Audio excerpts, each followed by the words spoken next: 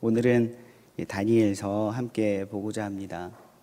다니엘서를 보면서요, 다니엘서를 보면 늘 다니엘이 경험한 동화 같은 승리의 이야기에 물론 도취되어지지만 좀 더 깊이 들여다보면은 어떻게 이렇게 살 수 있을까?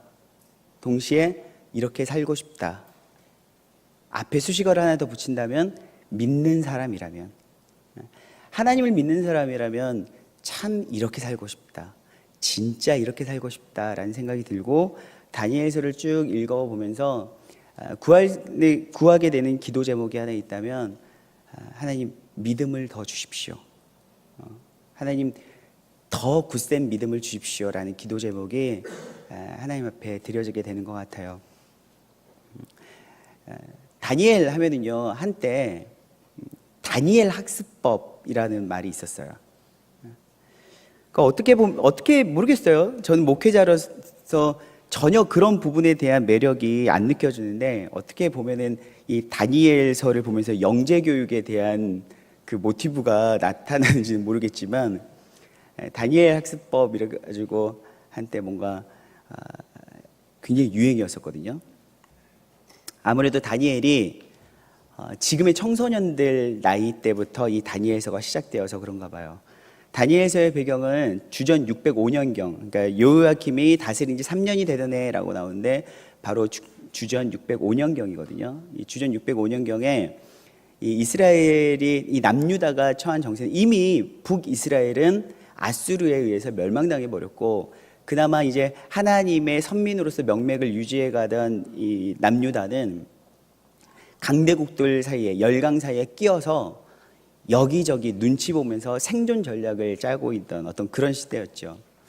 그 당시에는 이제 애굽이, 사실 바벨론은 신흥 강국이었어요. 신흥 강국이었고, 이집트, 애굽이 굉장히 큰 세력을 떨치고 있었던 그런 시대였습니다. 어떻게 보면은 인간적으로 생각하자면 딱 봐도 내가 힘이 없을 때는 힘 있는 사람 편에 서야 되잖아요. 내가 힘이 없을 때 힘 있는 사람 편에 서야 되는데, 이 여호야김이 이제 눈치를 보는 거죠. 내가 지금 이 상황에서 누구의 편에 서야 될 것인가, 누구의 끈을 좀 잡아야 될 것인가 라고 했을 때 바로 이 애굽 쪽을 잡은 거예요. 그런데 참 안타깝게도 신흥 바벨론의 세력이 얼마나 강성한지에 대해서는 미처 파악이 안 됐던 거죠. 바벨론이 이 애굽을 이겨버립니다. 그리고 애굽의 노선을 탔던 이 남유다를 쳐들어오게 되면서 이 성전의 기물들을 가지고 가게 되고, 그와 동시에 이제 포로들도 끌고 가게 돼요. 그때 끌려갔던 이 포로가 바로 다니엘과 이 세 친구입니다. 아마 나이를 보면 어떤 그 역사책은 다니엘의 나이를 16살 정도 됐을 것이다 라고 정확하게 뽑아낸 기록들도 있더라고요. 15, 16. 그러니까 그 당시에 이 끌고 갔던 아이들이 13살에서 17살 사이의 아이들이래요. 그랬을 때 다니엘과 이 세 친구도 아마도 16살 정도 됐을 것이다 라고 추측을 하더라고요. 16살. 저희 애가 지금 중2니까 15살이죠? 중2면? 15살인데 참 마음이 어려워지네. 다니엘서를 보면서 생각하니까 마음이 참 어려워지네. 15살 정도 되었을 때 포로로 끌려갔어요. 부모와 형제, 이 한참 민감할 때잖아요. 지금 중2거든요. 물론 여러분들이 생각하는 어떤 괴물과 같은 그런 모습은 보이지 않지만, 많은 사람들이 중2, 북한이 우리나라에 쳐들어오지 못하는 게 중2 때문에 쳐들어오지 못한다는 이야기가 있다면서요. 그러니까 자녀가 중학교 2학년이 되면 부모들이 한참 감수성 예민한 나이이기 때문에 이들이 좀 더 안정적으로 성장할 수 있도록 분위기와 환경을 맞추어 주는데 우리는 전심전력을 하잖아요. 그렇죠? 그래서 뭐라도 먹는 거, 뭐 만들어줬다고 먹기 싫어하면은 알았다고, 엄마가 잘못했다, 뭐가 잘못인지 모르겠지만 엄마가 잘못했다 해주고, 아무튼 공부 안 한다, 나 공부 안 할 거야. 이게 가장 큰 위협이잖아요. 삐뚤어질 테다. 최근 들어서 요즘 그 폭행 사건이 있었던 아이들의 소식을 보더라도 요만한 나이대더라고요. 분명히 중요한 나이 그 시절인 거는 너무나도 분명하지만 이 시대를 살아가는 사람들에게 청소년기를 지나서 청년기 그리고 그 청년기를 훌쩍 지나서 이 시대를 살아가고 있는 많은 사람들에게 동일하게 적용되어야 될 것이 무엇이냐면 인간적인 상황과 환경을 만들어주는 것보다 더 중요한 것이 있다라는 거죠. 다니엘 자체가 다니엘이라는 이 인격체가 어림에도 불구하고 어떤 신앙적인 여러분 많이 요즘 영재 하잖아요. 우리 영재 어디 있지? 영재 하잖아요. 영재교. 특출난 어떤 분야에 특출난 아이들이 있어요. 근데 아마도 다니엘은 뭔가 부족함이 없는 것처럼 특출난 것처럼 보이지 않습니까?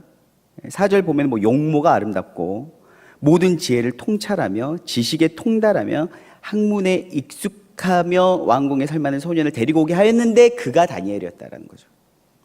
그러니까 이런 모든 조건들을 구비한 아이라면 어쩌면 우리는 이렇게 생각하기 쉬워요.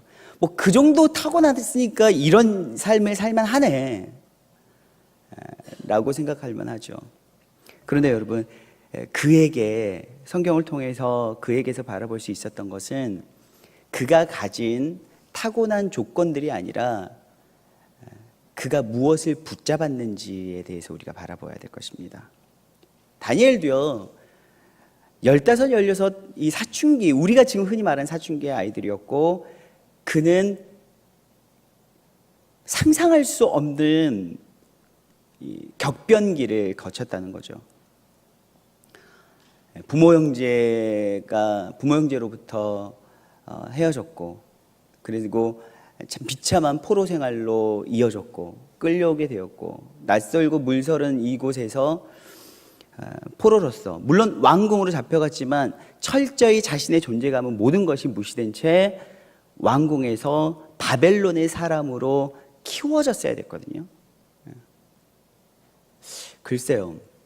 엄마 보고 싶어, 아빠 보고 싶어, 이거 먹고 싶어, 저거 먹고 싶어 할 수 있는 이 아이가 시대를 잘못 타서 그토록 잔인무도한 특히나 오늘 본문에 나오는 느부갓네살 왕은 엄청나게 잔인무도한 왕으로 유명해요. 그런데 그가 다스리던 그때에 포로로 끌려갔다는 거죠. 그가 받은 어떤 충격들, 성장통들 어땠을까요? 그럼에도 불구하고 그는 타고난 조건이 좋아서가 아니라 그가 여전히 이 이후에 놀라운 하나님의 이야기를 풀어나갈 수 있는 주인공이 되었던 것은 바로 무엇 때문이었냐면 뜻을 정하였기 때문이라는 거죠. 뜻을 정하였기 때문에. 많은 사람들이요 청소년기를 비롯해서 여러분 지금 우리 청년들 저는 여러분들에게 말씀을 드리지만 왜 많이 흔들리는가? 왜 많이 흔들리는가? 상황이 심히 요동치기 때문이 아니라 뜻을 정하지 못했기 때문에 흔들리는 경우가 너무나도 많다라는 거예요. 오늘 다니엘은요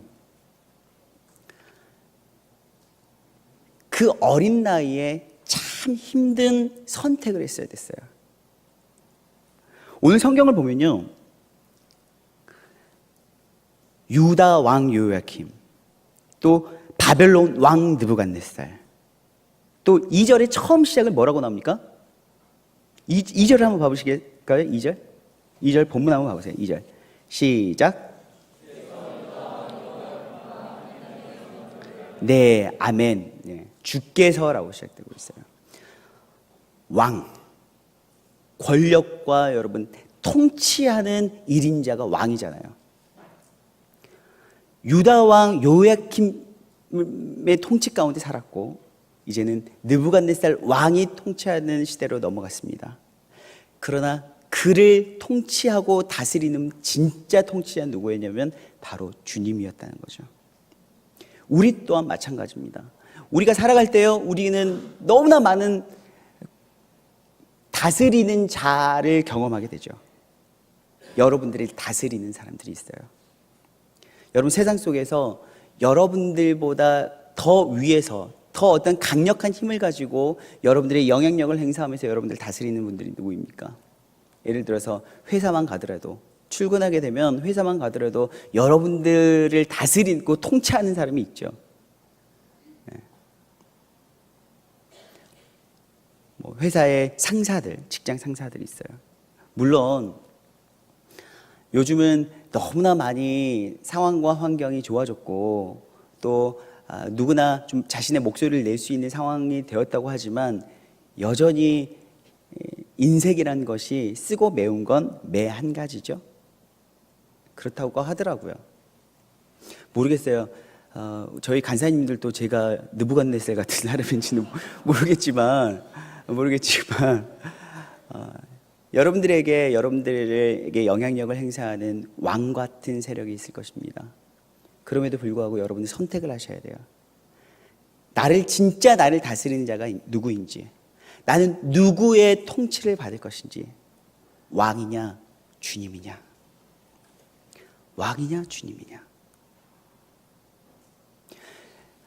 늘 우리는요, 세상에서는 세상의 권력을 따르고 순종하는 것이 지혜처럼 느껴집니다. 아니, 그것이 지혜가 아니다고 내가 알고는 있지만 살아남기 위해서는 어쩔 수 없다고 생각합니다.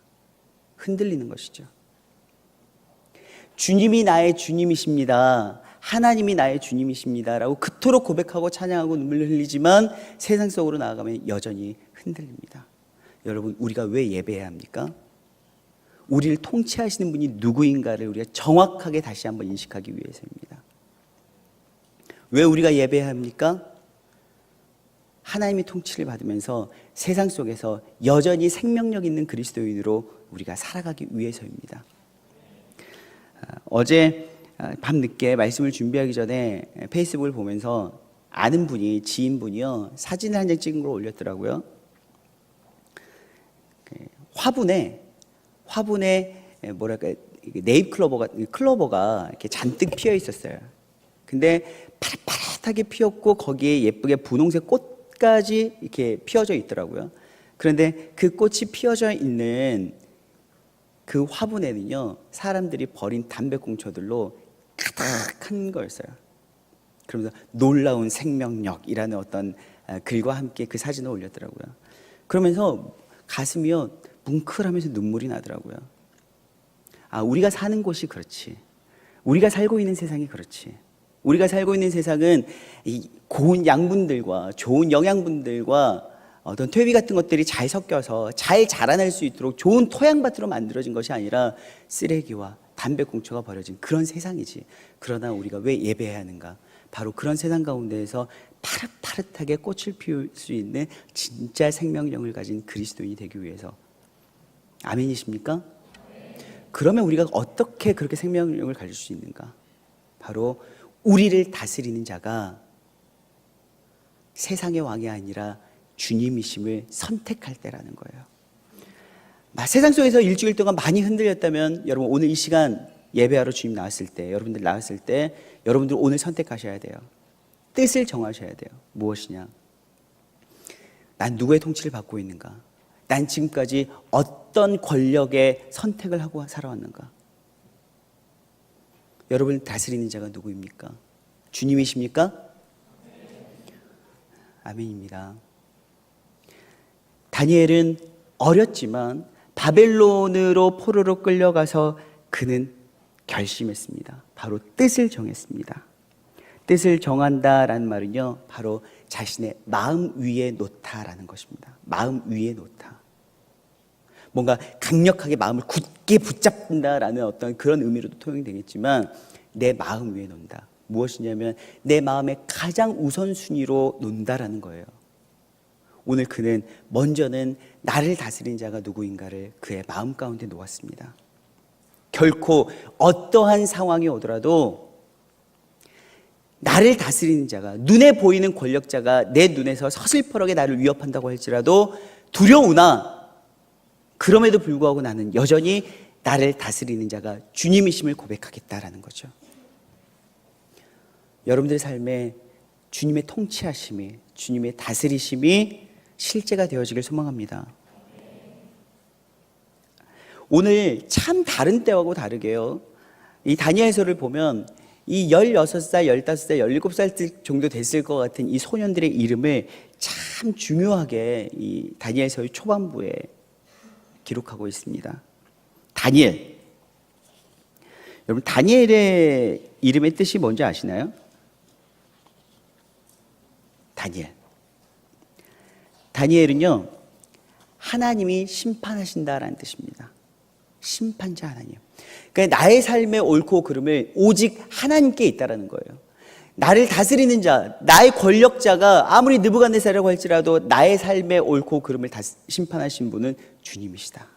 다니엘. 오늘 우리가 그의 친구들, 우리가 동역자들 이야기할 때 흔히 말하는 사실 이름들이 바로 다니엘과 새 친구 아닙니까? 그러면서 뭐 내 신앙의 동역자는 누구인가? 나에게 새 친구도 있는가? 나에게 뭐 이들은 누구인가 하면서 막 주변 사람들을 보잖아요. 나는 동역자가 없구나. 이제부터 동역자를 위해 기도해야지. 뭐 이렇게 흔히 이야기할 때 오늘 이 본문을 이야기하는데, 오늘 이 친구들의 이름까지도 나옵니다. 하나냐, 미사엘, 아사랴. 하나냐, 미사엘, 아사랴. 하나냐라는 뜻은 무엇이냐면 하나님은 은혜로우시다라는 뜻이에요. 미사엘의 뜻이 무엇이냐면 하나님과 같은 자가 누구인가? 하나님과 같은 자가 누구인가? 그러니까 능히 이 세상에서 가장 크신 분은 하나님입니다. 비교급이 없다라는 이야기예요. 미사엘이라는 뜻이요. 아사랴가 무슨 뜻이냐면 하나님께서 도우셨다.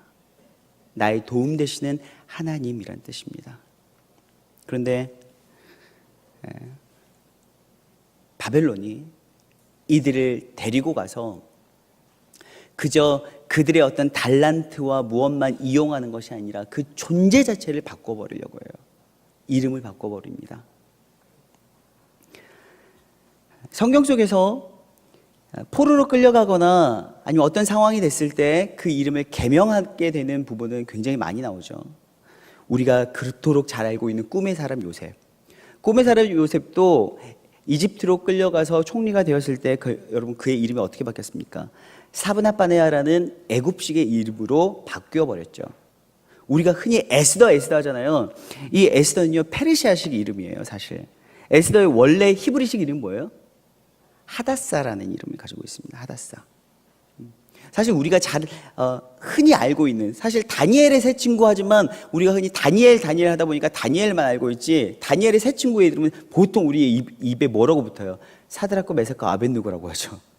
그러니까 다니엘만 히브리식으로 부르고 사드락과 메삭과 아벳느고는 바벨론식으로 이름을 불러요. 근데 여러분, 우리가 잘 아셔야 되는데 하나냐, 미사야, 아사랴 같은 경우에는 다 하나님과 관계되어 있는 거예요. 그러니까 그 친구들이요, 이름부터가 그들의 존재가 아무리 어렸지만 하나님께 붙들려 있는 사람들이었거든요. 그런데 싹 바꾸어 버립니다. 그들의 존재를 바꿔버려요. 다니엘은 뭘로 바꾸냐면 벨드살살이라고 바꿔버려요. 뭐 이런 게 들어가면요, 다 바벨론의 신들의 이름이에요. 그러니까 이전에 히브리식 이름은 다 우리 하나님과 관련된 이름이었죠. 그런데 개명한 이후에 다니엘은 벨드사살이라고 하는데, 바로 그 바벨론은 마르둑이라는 주신, 민족의 신이 있었거든요. 바로 이 마르둑을 넬이라고도 이야기했는데, 넬이여 생명을 보호하소서라는 뜻이에요. 그러니까 우상에게 자신의 생명을 의탁하는 이름으로 바꿔버리는 거예요. 두 번째, 사드락은 달의 신이라고 아쿠라는 신이 있었어요. 달의 신. 그러니까 바벨론이 섬기는 달의 신 아쿠라는 신이 있었는데, 이 아쿠가 명령한다라는 뜻.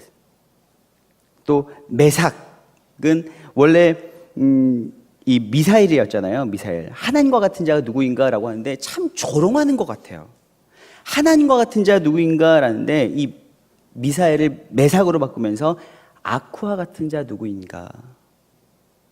그러니까 하나님을요, 바벨론의 신으로 싹 바꾸면서 하나님과 같은 자 누구인가, 하나님이 최고로 크신 분입니다 라고 했던 이름을 아쿠가 가장 큰 신이다 라는 식으로 마치 비웃듯이 이름을 바꾸어 버립니다. 마지막으로 아벳느고 아벳느고는 느고의 신하. 그러니까 느고라는 것도 바벨론의 신이에요. 바벨론의 신들로 이름을 바꿔버려요. 그들의 존재를 흔들어 버립니다. 포로로 끌려간 이상 다니엘과 이 세 친구는 어찌할 수 없어요. 이 상황은 그들이 어찌할 수가 없습니다. 살려면 어쩔 수 없는 거예요. 나는 끝까지 다니엘로 불러주십시오라고 어떻게 할 수가 없어요. 상황을 받아들이는 수밖에요. 여러분, 그들이 끊임없이 나의 이름을 불러가면서 나의 존재를 바꿔버리고 하나님과 나의 모든 관계성들을 다 흔들고 있을 때, 여러분, 이때 흔들리지 않기 위해서는 우리가 무엇을 해야 됩니까? 뜻을 정하셔야 된다는 거예요.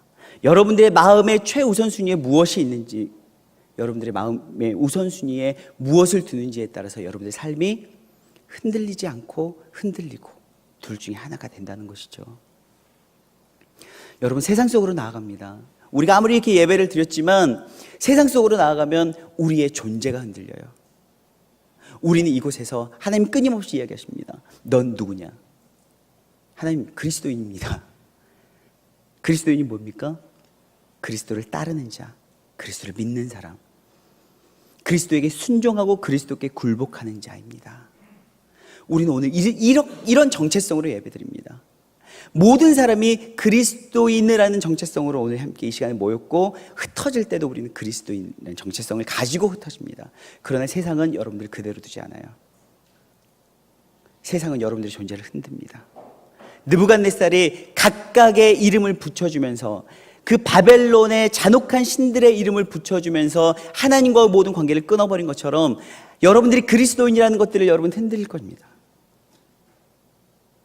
여러분들이 하나님과 얼마나 밀접한 관계가 있고 하나님께 붙들려 있는지를 여러분 흔들 것입니다. 그리고 세상은 그리스도인이라는 이름을 뺏어가고 여러분들에게 다른 이름을 붙여줄 것입니다. 마치 내가 언제부터 그리스도인이었지? 내가 정말 하나님을 믿는 사람이었던가? 라는 것들을 자책하고, 그리고 자책하다 못해 절망하고, 절망하다 못해 하나님으로부터 완전히 떠날 수 있도록 흔들 것입니다. 여러분, 여러분들의 마음의 최우선순위 지금 무엇이 있습니까? 혹 지금 당장 급한 것이 여러분들 우선순위 아니에요?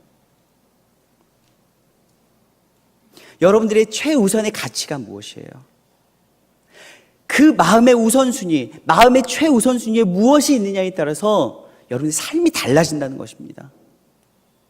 다니엘이 이런 상황 가운데 있어도, 여러분 15살, 16살에 끌려왔을지라도 80세가 훨씬 넘는 노년에 이르기까지 여전히 하나님 앞에 붙들려 있을 수 있었던 것은 그의 평생 가운데 있어서 그 마음의 최우선순위에 놓여 있는 것이 여전히 흔들리지 않았기 때문입니다. 우리는 그리스도입니다. 그러나 하나님이 계셔야 할 마음의 그 지성소 가운데 세상으로 나아가면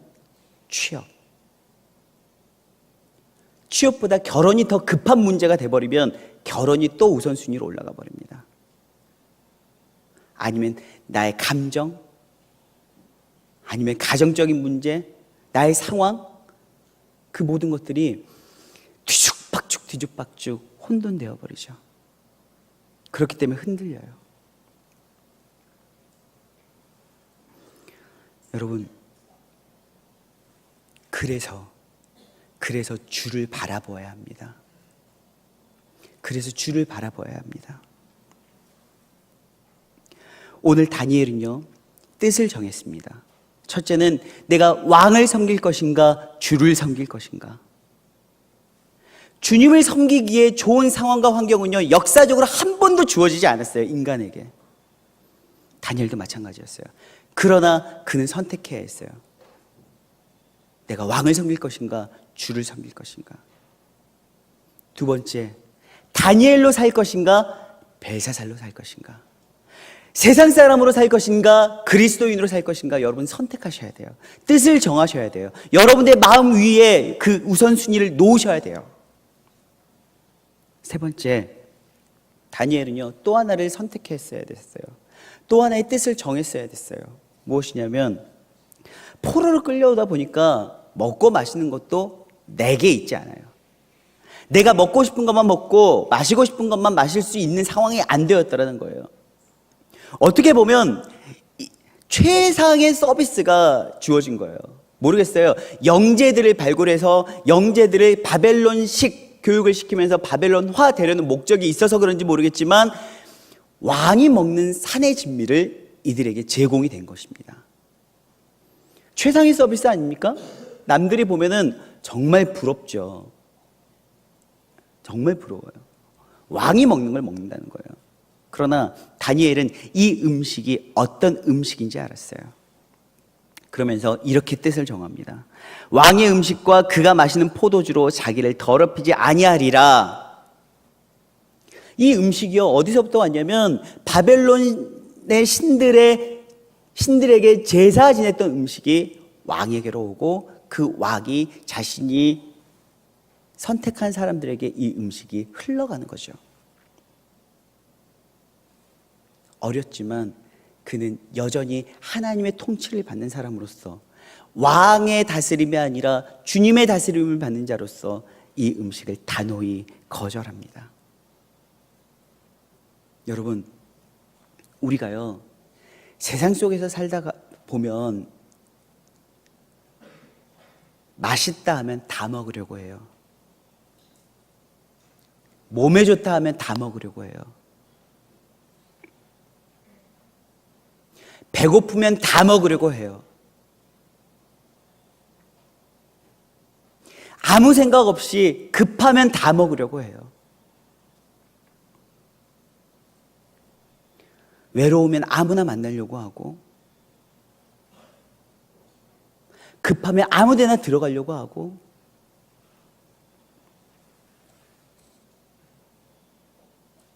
여러분, 제가 이런 이야기 할 때마다 되게 마음에 갈등이 있어요. 왜냐하면 여러분들 가운데 이렇게 생각하실 것 같아요. 목사님은 결혼하셨잖아요. 목사님은 목사님이니까 그렇죠. 이 시대 청년들이 얼마나 힘든지 모르잖아요. 아니요, 알아요. 힘든 여러분들을 위해서 늘 기도하고 있어요. 그러나 힘들다고 여러분 옳은 선택을 달리하라고 말할 수는 없어요.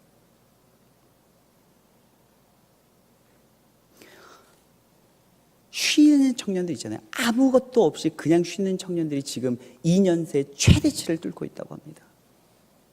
정말 가슴 아프더라고요. 상황이 힘들고 어렵고 모든 것들을 다 모아서 그냥 그렇게 청년들의 그 상황들이 너무나도 가슴 아파요. 그러나 그럼에도 불구하고 여러분, 이럴 때 여러분 가장 큰 유혹이 뭐냐면 흔들린다는 거예요. 급하기 때문에 당장 누구라도 만나고 급하기 때문에 당장 무엇이라도 들어가고 싶은 마음이 든다는 거예요. 맛있으면 무엇이든 먹으려고 하고 몸에 좋으면 무엇이든 먹으려고 하고. 그러나 다니엘은 뜻을 정했어요. 하나님이 원치 않는 것이라면 그것으로 나를 더럽히지 않겠다. 더럽히지 않겠다. 세상 속에서 그 수많은 것들로 나를 더럽히지 않겠다. 100가지 중에 하나 주께서 원하시는 것 고르는 일이 너무나도 힘들지라도 나는 그 한 가지를 고르겠다 라는 것입니다. 여러분, 다니엘이 어떤 신앙적 영재였을까요? 오늘 외모가 특출나고 지식이 통달하고 지혜를 통찰하며 학문에 익숙한 애들 중에 한 명이기 때문에 쟤는 신앙적으로도 탁월한 신앙적 영재일 거야. 아니요. 그저 좀 스마트했는지는 모르겠지만 요즘 16살 아이에 불과해요. 여러분 선택하셔야 돼요. 결정하셔야 돼요. 내가 세상 속으로 이제 예배가 끝나면 나아가야 될 텐데 세상은 여러분들에게 집요하게 물을 것입니다. 너 누구를 섬길래? 너를 다스리는 자가 누구냐? 세상이냐 하나님이냐? 너는 세상 사람으로 살 것이냐 그리스도인으로 살 것이냐? 너는 세상의 것을 취할 것이냐, 거룩한 것을 취할 것이냐. 여러분, 뜻을 정하셔야 돼요. 여러분들의 어떤 입맛이나 선호도를 생각하는 것이 아니에요. 주가 무엇을 원하시는지. 여러분, 주님이라고 이게 쉬웠을 것 같습니까? 다니엘이 어떤 신앙적, 종교적 영재여서 이게 쉬웠던 선택이 아니에요, 여러분. 복음서를 보면요, 우리 예수님이 습관처럼 하셨던 것이 있습니다. 그것이 무엇입니까? 한적한 곳에 가서 주를 바라보았던 것입니다. 주를 바라보았던 것이에요. 하늘을 우러러 하나님을 바라보았습니다. 우리 하나님도 이 세상 속에서 하나님을 바라보고 하나님의 통치를 받고 그리스도인으로 산다는 것은요, 주님도 쉽지 않으신 일이에요. 그래서 세상적인 모든 유혹들이 자기를 흔들려고 할 때, 어떤 힘들고 어려운 유혹이 아니라 사람들이 몰려와서 나를 인정해주고 인기 스타 만들려고 할 때, 그때조차도 주님은 떠나셔서 한적한 곳으로 가서 습관을 따라 주님을 바라보았습니다. 여러분, 뜻을 정하는 것, 처음 계획하는 건 쉬워요. 그러나 그 뜻을 정한 것을, 마음의 우선순위를 두었던 것을 내 노년에까지 이어가는 것은 습관화되는, 하나님을 바라보는 습관이 되어야 될 줄로 믿습니다.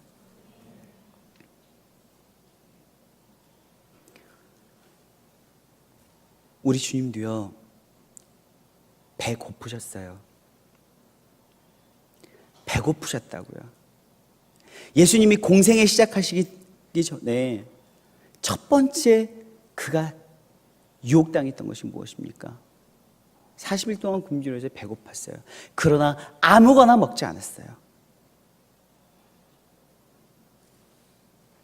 배고프다고 아무거나 먹지 않으셨습니다.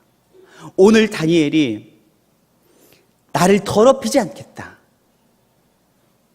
왕의 음식과 그가 준 포도주로 나를 더럽히지 않겠다, 배고프지만 아무거나 먹지 않겠다, 우리 주님의 말씀처럼. 여러분, 힘들고 어려운 삶일수록 뜻을 정하십시오. 느부갓네살, 그는 신과 같은 권력을 가진 사람이었습니다. 그러나 그는 여전히 우리와 똑같은 이 땅에 발붙이고 사는, 우리와 다를 것이 없는 사람이었다는 거예요.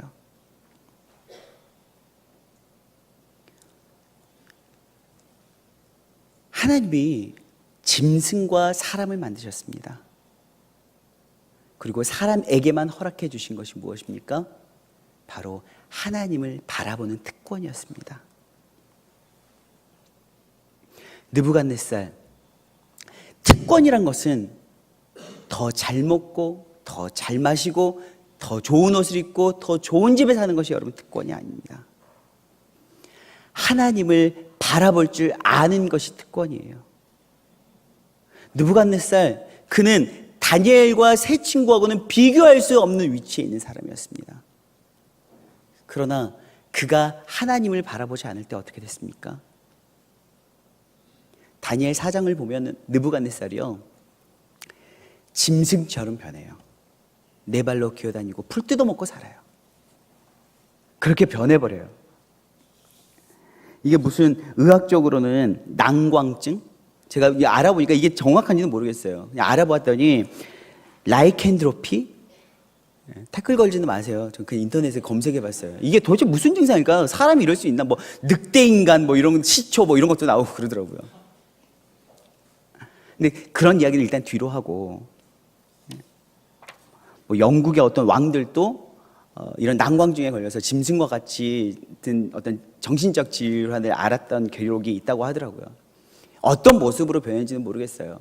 그러나 중요한 건 여러분, 다니엘서 4장 34절 한번 보시겠습니다. 34절. 다니엘서 4장 34절. 시작.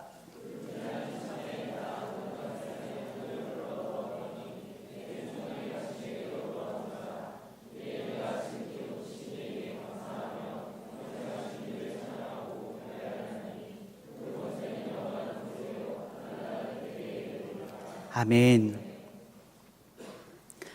특별한, 정말 저 사람은 우리와 같은 사람일까 싶을 정도의 느부갓네살이었어요.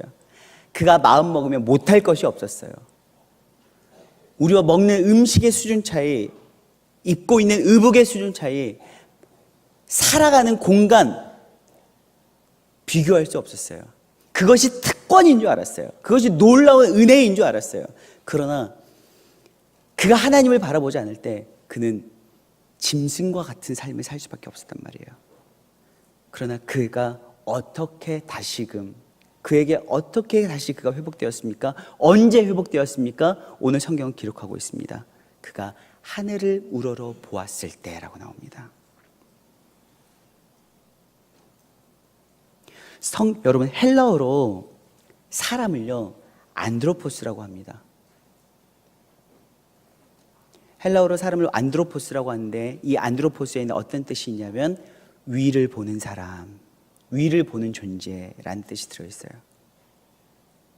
하나님이 왜 사람을 다른 짐승들과 다르게 구별되셨냐면 생김새 때문이 아닙니다. 아름다움을 추구할 수 있기 때문이 아닙니다. 무언가를 창조할 수 있는 능력이 있기 때문이 아닙니다. 바로 하늘을 바라볼 수 있기 때문입니다.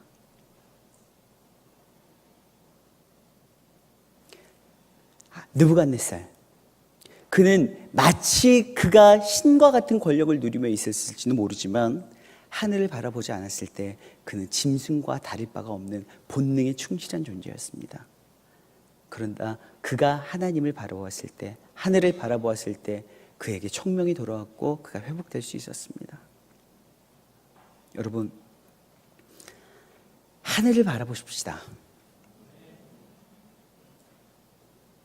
하늘을 바라보기를 습관처럼 합시다. 하늘을 바라보면서 뜻을 정하십시오.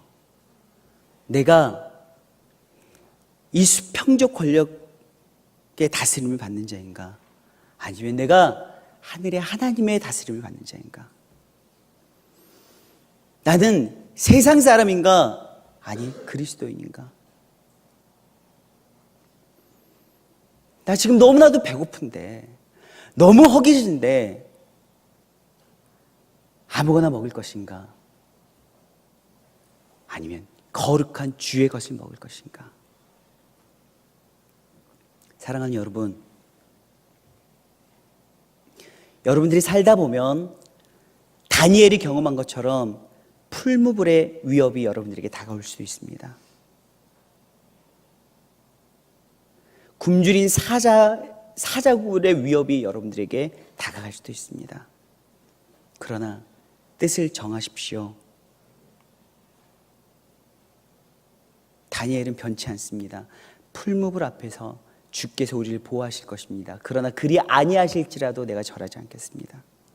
노년이 되어서도 이 뜻을 정한 인생은 흔들리지 않습니다. 여전히 하루에 3번